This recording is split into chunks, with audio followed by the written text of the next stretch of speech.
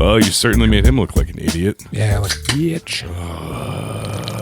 Well, I'm Jason. And I'm Jules. And we doing filmographies. Well, we've got a treat for you tonight. Another Darby Robinson film, written and directed by one of the people that wrote some of Fourth and Long. Mm-hmm. Starring two people from Fourth and Long, Darby Robinson and Keith Miner, The Jailhouse. Yeah, with our... Oddly enough, when you go to like the IMDb, C. Thomas Howell is like not mentioned in like the three main actor names. Which is crazy. They mention his the character, the actress that plays his wife. What? I was trying to look up if C. Thomas Howell was an asshole last night. C. Thomas Howell hit the screen in 1982, the year I was born, in E.T. Then he does The Outsiders, Tank with James Garner, Grandview USA with, I think, Jamie Lee Curtis, Red Dawn, something called Secret Admirer. He does The Hitcher. Oh, you know what else? This is pretty great. Yeah. Well, it comes right after The Hitcher. Go ahead and tell me. Soul Man. Soul Man. Soul Man. Which I think was a huge problem at the time. Yeah. People did not like that at the time. And then people still throw that in his face when he comes up. That's it, man. After that, everything is like a direct-to-video movie. Immediately after Soul Man. It's crazy. I mean, he's in like the Hitchhiker TV show after he does that movie Kid, where he comes back to get revenge on the people that killed his parents. It's just straight away. I've never seen anything. I've never seen such a drop-off. And he works for up to now, you know. Yeah. He's doing fine. He's got 200-plus credits. You think it was Soul Man? I don't even know if he's not good. He's okay. He seemed fine in this. He's all right, yeah. That's why I was like, is he an asshole? Because why did he drop off the face of the earth? Because I always liked him. You know what? He's probably better than I'm giving him credit for, but coupled with the direction, comes off as just all right in here. Yeah. Some not good editing. You know who else is in this movie? I'm going to probably butcher this, but the actor that played Cash, his name is Sar Ngauja. He played Rod in The Signal. Did you get crazy in your head? I'm going to pull this duct tape off. You make any unnecessary noises, I'm going to whack you. Do you understand? And then he starts bashing her head, punching her while they're driving, and she crashes. The Signal was literally like his movie prior to The Jailhouse, and it was like a year or two before this. Well, this movie was a real weird experience, man. So why don't you just hit me with that synopsis? Okay. Because that'll inform some of my feelings about this movie. I didn't read them. Good. The Jailhouse. Greenhorn Deputy Seth Delray, C. Thomas Howell, while waiting for his family's new home to be finished getting built, is assigned to live under a dilapidated jailhouse that is rumored to be haunted. Seth's wife, Grace Siri Baruch, is none too happy when Sheriff Hooper, Philip Troy Linger, has no other choice than to house several inmates in the old jail since the local lockup was damaged in a fire. Things start to go south when Seth is possessed by something and begins to prey on the inmates, while also at risk of losing his family. Will the inmates or the other law enforcement catch Seth in time before he is lost forever? Well, none of that really matters, because apparently someone decided to remake the movie Identity, but instead call it The Jailhouse. Not literally, but this is like the only other movie I've seen like that. Can we save it for the end? Because it's really... Yeah. It's bold. a bold choice. So the movie starts. Yeah, see Thomas Howell.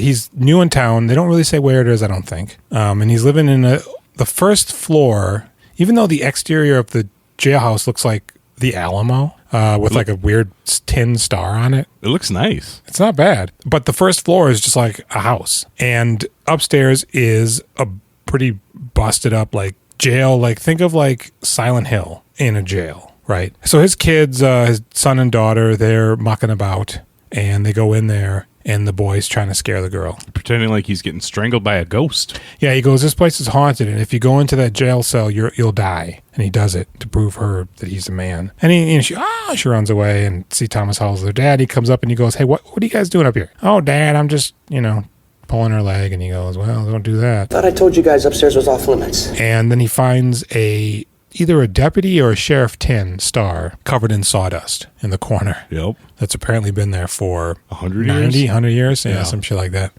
And he goes, and then he has a flashback. I was pretty confused about what that was until like later on when it comes up again. Uh-huh. And then I was like, oh, this is the past here. Okay. Because initially you're just like, what is this happening now? What's going on here? Is he seeing this now? And boy, thinking about it now, just in the few opening moments, how it really makes the ending feel like a betrayal.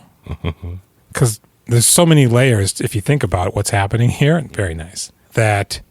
So his wife's not happy. She's in the pantry. She clicks on the light, and there's like canned goods next to her. But she's looking forward, and the camera shows her point of view, and there's like old camera equipment or whatever on the racks, the shelves. And she looks perturbed. Then she turns to her right and like grabs a jar. It's like, well, why are you looking at the camera gear if you're just looking for a jar? And so C. Thomas comes down, he starts chugging OJ out of a jug. Yeah, who does that? Why? Get a glass. Right. Is that just your orange juice? Even if it is just your orange juice, why do you want to fill the orange juice up with your spit and like whatever's in your teeth?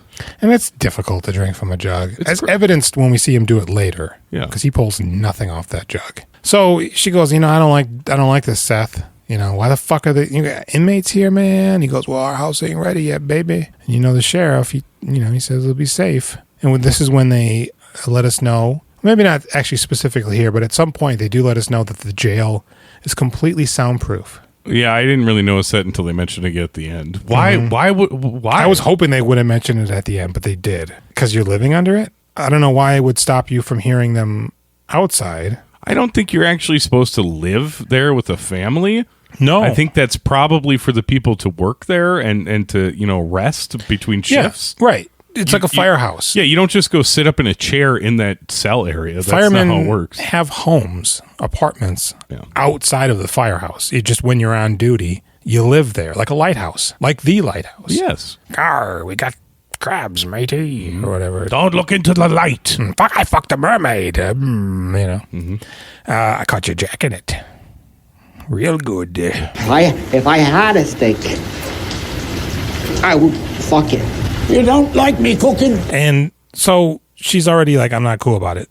And that's when we see Jerry. Is his name Keith Minor? Keith Minor. Because I was like, is he talking to me about Jerry Minor? Does he know I like Jerry Minor? No, Keith Minor. Yeah, so, they bring in the inmates, and it's a colorful cast of characters. We got a real rough guy who's got bad teeth, who is openly cool about rape. We got a really crazy killer who maybe killed his wife. He's got crazy eyes. He's got crazy eyes, indeed.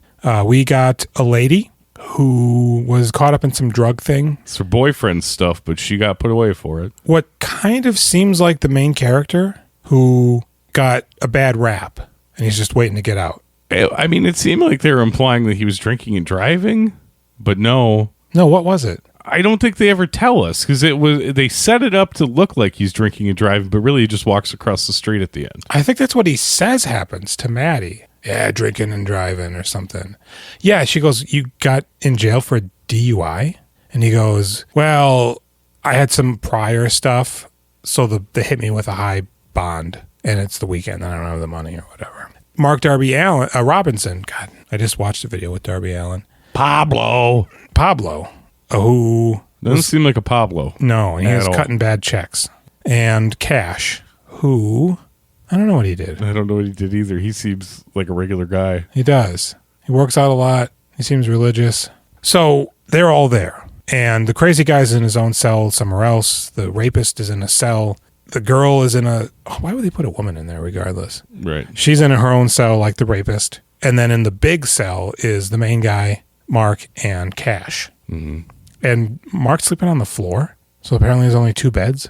I didn't even notice that. Because then when the next day when they bring them breakfast. You can't do that. They have to have beds. Yeah. It's illegal. Cash goes, hey, man, because Mark's just eating on the floor. Yeah. He goes, sit on my bed.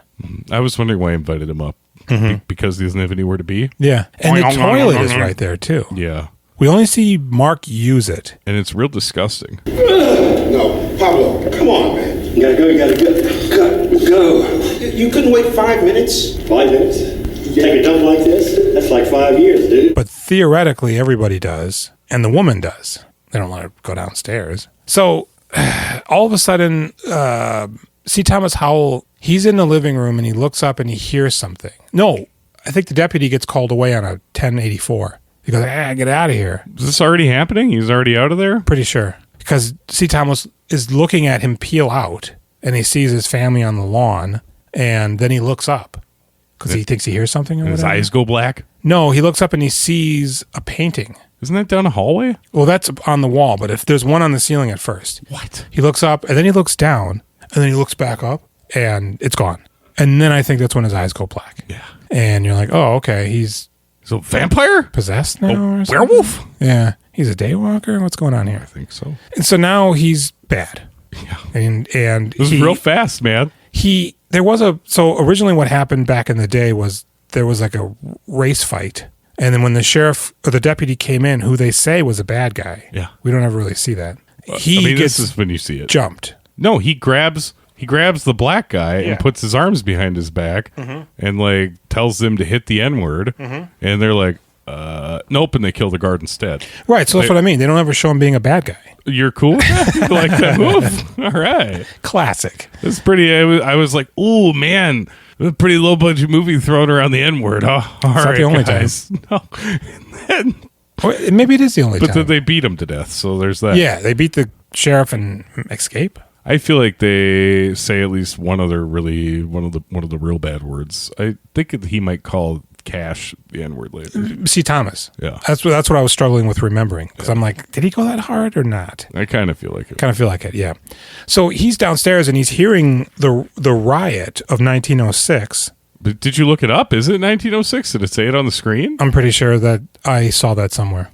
Okay. He goes, what the hell? And he goes up and we're just seeing the riot or the whatever, but we also see the contemporary guys fighting. But then it also kind of seems like at one point they're dressed up like the old timey guys and they're fighting, but it's the contemporary guys. And I'm just like, what is going on here? And see, Thomas comes up and I mean, his mind isn't right, but he gets knocked down because apparently they actually are fighting. But I don't know. It was hard for me to distinguish what was happening. I don't know how it was for you, but Why would you leave all the cells open so that they all intermingle, especially when there's a lady there? that's right. Because originally they weren't, but when he had to go get the 1084, he just closes the one door and I gotta get out of here, and he runs away and leaves them open. So C. Thomas gets knocked out, but he catches himself and he sees the pipe, grabs it, and he just starts whacking on the rapist guy. Right. Also, by the way, this is just jail. Well, actually, I have two things to say. This is just jail. It shouldn't devolve into rape. These people haven't been in prison for years.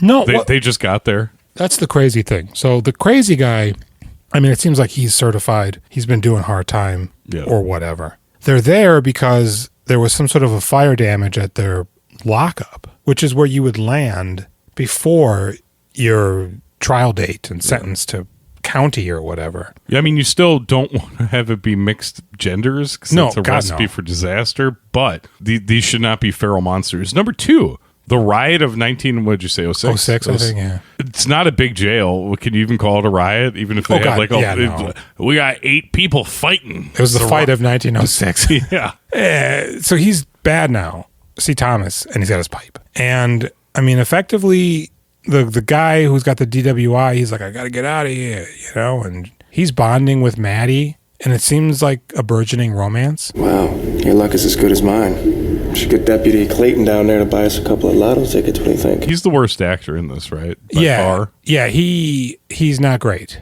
And she's good. I mean, the rest of them seem like actors, and he seems like somebody who's just like, I could do that. Mark Darby, he's of course doing his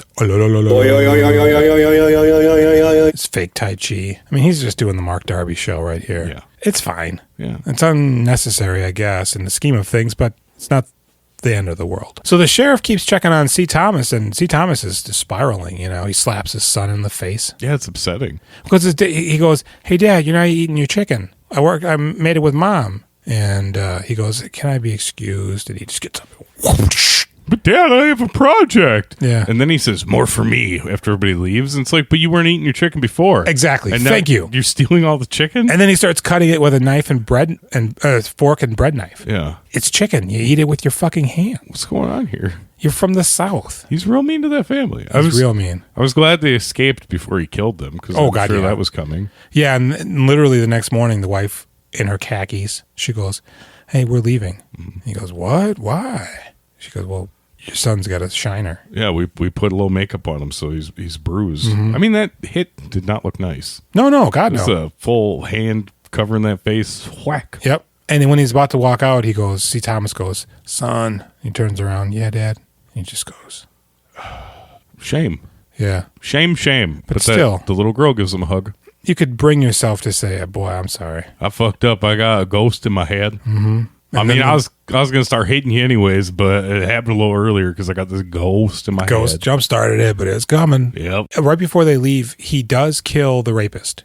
Yeah. Oh, first he kills the psychopath. Yeah. He comes in and, I don't know, beats him or strangles him, and then leaves him in his bed with his blanket on. At one point, Keith Miner comes to the psychopath's cell, and the guy is talking to the wall. Mm-hmm, yes. He's drawing naked ladies on the walls. Maybe it's his wife, somebody he's killed. Mm-hmm. Why would Keith Miner be like, "Hi, what are you doing?" Why would you bother him? He's crazy. Why antagonize him? Just let him do his thing. He's in solitary confinement. Leave him alone. Well, not only that, but when the guy rushes the bars and hits his head and falls down. Why would you go in there? It seems like it would be a trick. I was waiting for him to grab him. Yeah, I thought he was going to kill him right there. And he just puts down his food. Yeah. And when you see the food, it's like bread, apples, no corn. protein. Yeah, it's no like chunk of meat, no protein substitute. potato. Like, I was confused by that. but when they bring him breakfast, you do see that it's like bacon, eggs, and something else.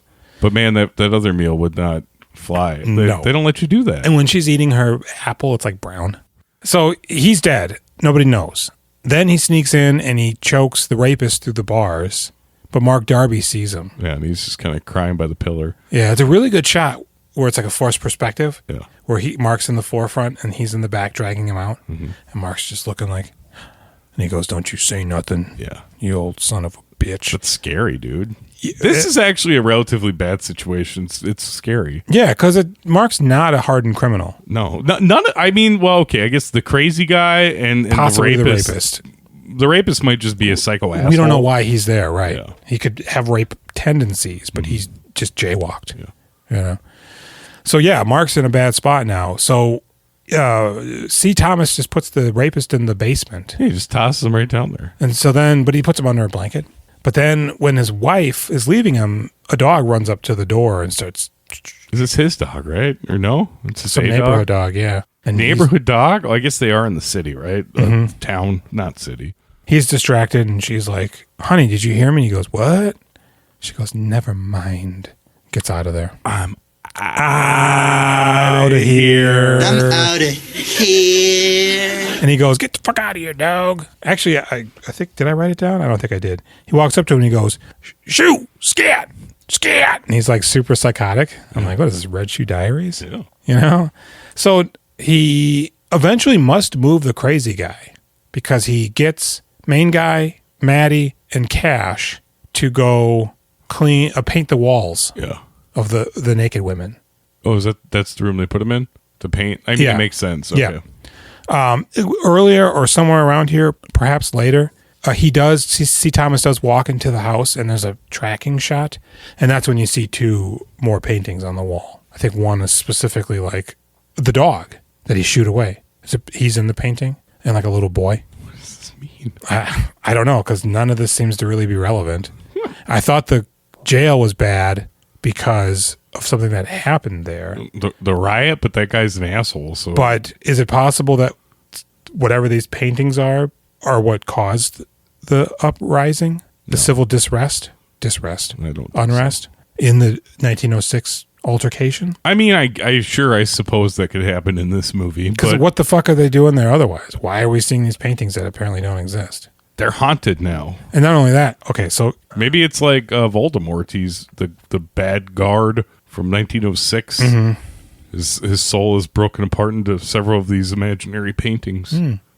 I didn't mention this, and I'm going to now. When he calls him to go painting, Mark starts walking, and he puts his pipe on him. No, not you. He taps his teeth. He taps his fucking teeth. It sounded real. It very much did. He goes, "You better shut up." And he goes, "I'm going to leave this door open." You better think fucking twice, or I'll cut your grass. God damn, this is like some psychosexual shit here. Scary. So they come back, and does he just kill? He kills the deputy. The deputy walks up. No, here's what happens. Yeah. The deputy comes up to feed everybody, and C. Thomas hides in the girl's cell, and Mark's there. Pablo, what's going on, man? You know what's going on? Pablo, I asked you a damn question. What the hell's going on around here? I don't know what's going on. I know where everybody is. And he grabs the deputy's gun. And he points at him. He goes, oh, man, come on, Pablo. I got kids, man. What the fuck are you doing, man? And I knew what was going to happen, but I'm like, This is stupid. we're here already? Puts it in his mouth and blows his brains out. Why wouldn't you kill C. Thomas Howell? Yeah. Or put it on him and say, he's doing shit. Where are the other inmates? Right? But of course, none of this matters. Yeah. So he's dead. There's more than one bullet in there. You could have killed C. Thomas Howell and then yourself. Do everybody else a solid. Yeah. So when he goes to check on him, now C. Thomas just pipes him and kills the deputy. Keith. The sheriff pops by at one point. He catches C. Thomas drinking, and he goes, "Damn, son, what the hell are you doing, man? You look bad." Can I come in? Yeah. No, it's not a good time for you to come into this house/jail. Sheriff. I'm dirty down there. And he goes, I'm just not myself, Sheriff, because my wife left. I can't do this, Sheriff. He goes, I wouldn't have chosen you, son, if I didn't think you can handle it. Does the sheriff make it out of this movie alive? I think so. Now, for us, because the sheriff also, when he's talking to the pro tag, I guess, how you hanging in there, boy? Because he comes to check, and he sees the crazy guy in bed, and he sees a body in the rapist's cell, but I think it's blankets. It's blankets, but it looks like a body. Under a blanket, yeah. So I'm like, I was expecting C. Thomas to come out of it. Oh, that'd be good. So he goes, how you holding up, boy? And he goes, man, I don't know. I'm just trying to get out of here. He goes, you hang in there. I'm thinking, okay, the sheriff somehow is related to this guy. Yeah.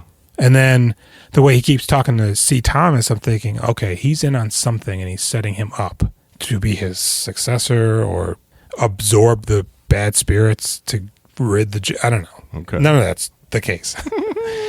So the sheriff, he basically is just like, all right, well, you be cool, man. All right, sheriff. And he then shows up with the drinks because it's just Cash, Maddie, and main guy. And there's two really dark drinks and one that's a little bit lighter, and he only drugs two of them with whatever, I don't know, a little bullet pill of something. But it's covered in foil. Yeah. I'm like, okay. H. They got some of that country H. Yeah.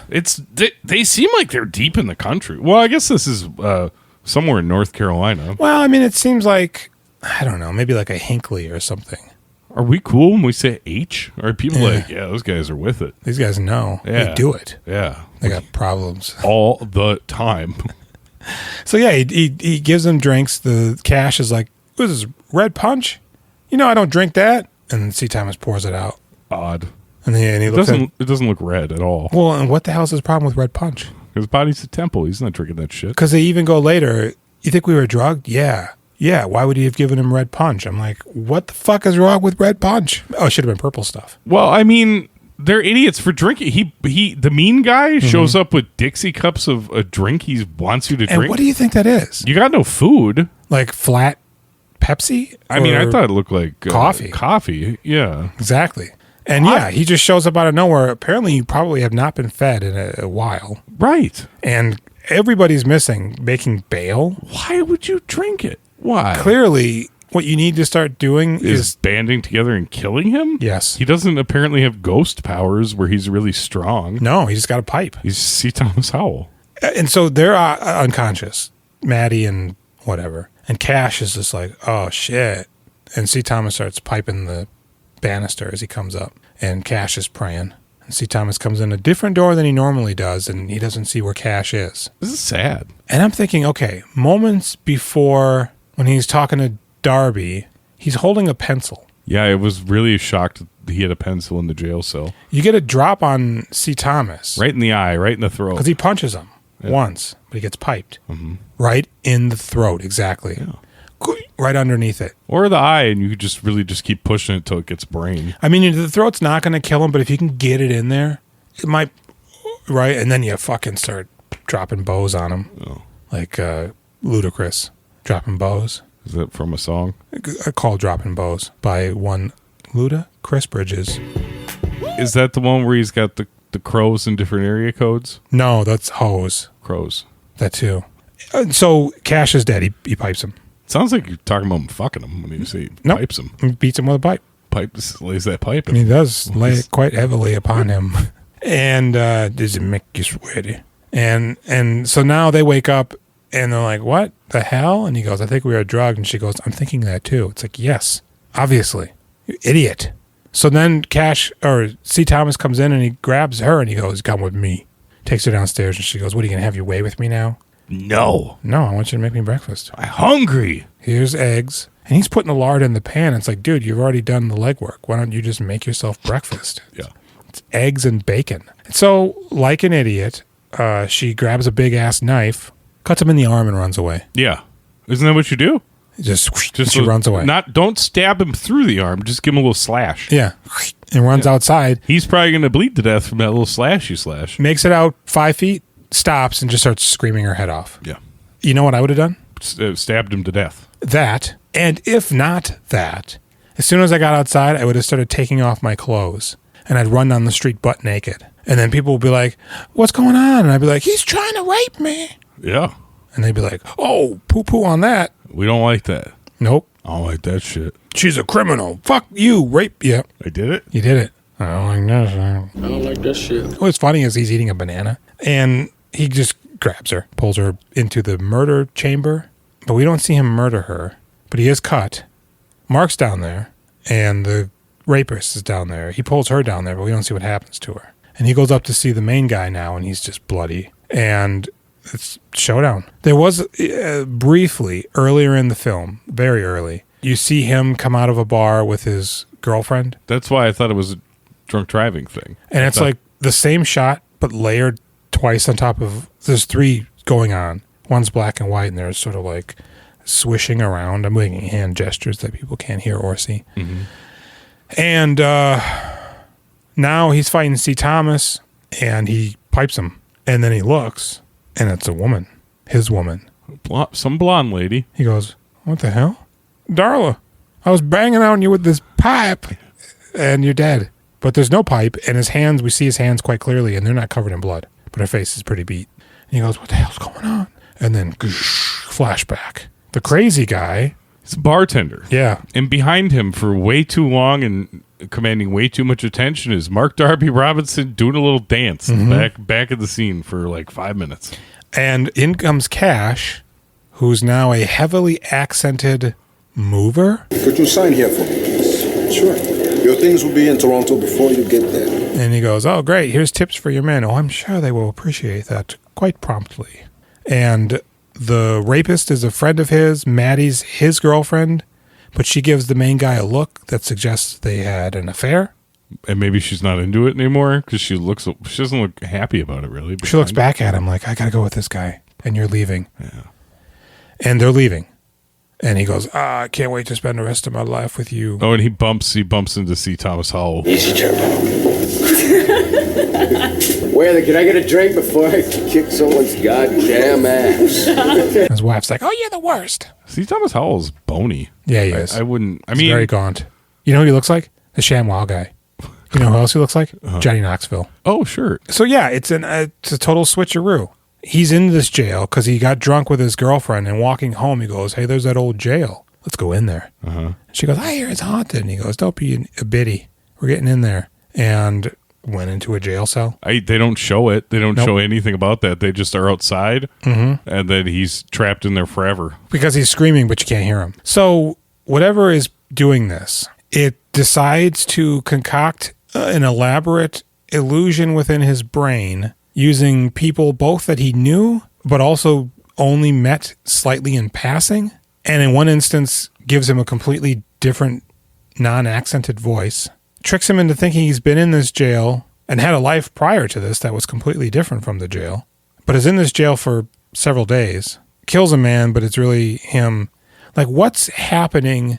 All of that is happening in his mind, and his girlfriend's just sitting there like, honey? I don't know, man. It's such a herky jerk moment where you're like, well, this movie is not great, but this is the worst. No, because at least in Identity, along the way, there's suggestions. People die, but bodies are missing. You don't see their corpse. You keep flashing at least back to Pruitt Taylor Vince. Exactly. And Alfred Molina. And you're like, what is going on with this? And you think the ghost concocted all that stuff that happened? I mean, it makes the most sense, but the only thing it would really make sense is like a death dream. Like, this is, your brain trying to make sense of things as you die. But he's not dying. He's just stuck in that cell with the dead body. Perfectly better if it comes to pass that he was in a car accident outside the jail or something. Or it's just an evil jail. Like, not even evil, really. It's just... Well, it'd be better if it just was what it was, like what we thought it was, where C. Thomas Howell was killing everybody. Because the problem is that we see C. Thomas Howell completely independent from that guy. Oh, yeah. So he's dreaming or whatever. It's this movie? This guy's rocky marriage. This guy exists in this place before he even gets there. So the jail's making him think, what? And when? When does it start? It's just a really clumsy, bad, unnecessary twist ending. Yeah. That completely undermines everything up to that point. I was like, this movie's not great. There's a lot of unnecessary CG in the beginning. These kids really aren't in that jail. Some of the direction and shit is bad. Oh, I'm sorry. At some point, C. Thomas is in the house. He's in the kitchen. And he walks out to go upstairs, turns around, and the camera pans back, and the kitchen that he just left is now empty. The refrigerator's gone. The tile on the floor is all busted up. And there's another room that was next to it that had something in it that you couldn't really see that well, but that's gone too now. Did you see that? I thought that was at the end. So this is, was this the hint you were looking for? No, but it's like, it suggests something else is happening. But the weird part is the camera shows the kitchen and then pans over to show the other empty room. And so I'm thinking, well, what is this? To our benefit that it's showing us? This feels like a documentary now. This one moment. It's completely unnecessary. I don't like it. Yeah. This movie, I hate it now because of that ending. I was like, you know what? This is fine. Yeah. You're so generous. I mean, it's pretty dull though, Julian. Like, it's just marching you through these people being killed off one by one. True. And to that end, something else needs to be happening. Like I said, maybe the sheriff is like... It did seem like there was zero hope at all. Doing something. Nobody was ever going to save them. Yeah. Because he comes by like, have you seen Deputy Jerry? And he goes, no, man. Oh, that's odd. Yeah, he said it's something about his wife and kids and took off. Can I come in? No, you absolutely cannot. Oh, there's blood everywhere. I mean, I don't feel like visitors. So then that sheriff may or may not exist? Yeah, we didn't see him anywhere, did we? Because we don't know if he's real, because this guy just walked from a bar into this jail and somehow has lived the first hour and 10 minutes of this movie. God, why did they do that? Because this shit is infuriating. And then it just ends. What the fuck? Because now he's just stuck in this jail? Yeah, he's going to starve to death. He's going to dehydrate, I guess. Yeah. This movie's depressing. Yeah, it's unfortunate. What would you give it if you had to give it a rating? It's a tough one. I mean, it's serviceable as a movie for the most part. 5. 5? It's not unbearable. It's 5. Yeah, I'm going to go, oddly enough, even though I hate it to its core, I'm going to give it a 5 too. What do you give Marky? I liked him.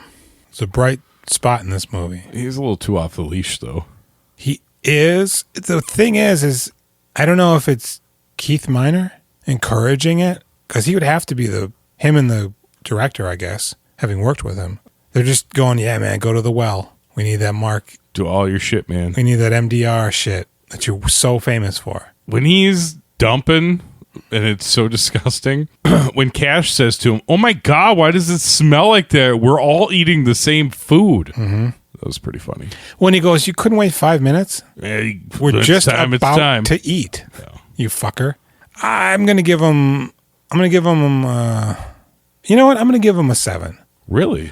I really like that one forced perspective shot where he's actually kind of scared. And he really devolves from this jovial, wiseacre to like a hostage. But then again, he doesn't need to kill himself, and he does. So I think if you like reel him in a little bit, and I feel like they say this in the documentary, he's got the chops. I think if you could make him do what they did in Undertow, like if you just make him stick with exactly what you need and do the takes until you get that without any of the like goofy shit and ad libs, I think he's probably real good. Because even Ding-a-Lingless, it's wacky, but it's his performance. It's all delivered. It's not like 4 laughs. It's just funny. Yeah, I mean, I think he's delivering like the good dialogue that's been written for him too. I think he can really act when he's acting.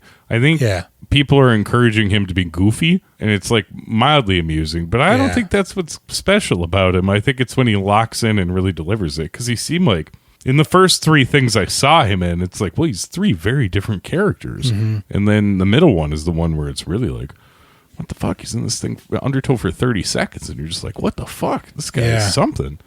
Yeah, maybe if they had established that he had done something really bizarre, like they suggested maybe he had sex with a barn animal or something, instead of just bad checks, kind of be like, okay. Well, it sounded like it was felony level bad checks. Well, yeah, I mean, it's... Not the severity of it isn't even like the issue. I think it's just the fact that that's it, because he's doing this weird Tai Chi bullshit. And I'll give him 6 because I found him a bit obnoxious and kind of clouding things up. But you're right. I mean, honestly, I think I'm thinking about a 6.5, but whatever. I mean, there's not a lot to like about this movie, so if you got some joy from his performance and wanted to give it a 7, then that's great. It's good for you. Here's the bright spot. He's in it more than I actually thought he might be. He's in it a ton. Yeah, I thought he was going to have like a scene and a half. I thought he was going to maybe just be a guy that stops by. I didn't realize he was going to be an inmate. Yeah. And one named Pablo at that. But so to that end, I'm like, okay, cool. Not a great experience, this movie. No. Kind of a bad one. Kind of left a bad taste in my mouth. All right. Yeah, so that's The Jailhouse. I wish we liked it more. I feel bad that I was like, hey, Billy, can I please watch this movie? He's like, yeah. And I'm like, I don't like that movie. All right, we'll be back. Septian, right? Yeah. Little did Jason and Jules realize that there's a whole other goddamn movie they didn't know about, and it is coming up next. Gear up for the comedy Half Empty, available in full on YouTube. Meanwhile, you can catch us on the socials. Instagram, Reddit, YouTube, Facebook. Yep, we doing filmographies. We really are. We are doing that. We got a Gmail. Yeah? At gmail.com. Right. We doing filmographies at gmail.com. Yep. You can rate us on Apple Podcasts. Please do that. And you'll get the opportunity to submit a movie to recommend for us to maybe watch. Yeah, pick a movie. Yeah. You want to give us a call or text us? 763-634-1897. Yep. That's some rhythm right there. It's the rhythm of the night. Whoa. Oh. Go to the nowplayingnetwork.net. There it is. I knew there was something else. Jim would like it if you went over there and looked at the other podcasts. What's the Directors Club up to? I don't know. This is a long time in the future when you hear this. Is there a new Tracks of the Damned? I have no idea. Are they still doing G.I. Joes in the bathtub? Who knows? That's a great question. All right. I've been Jason. I've been Jules. And good night.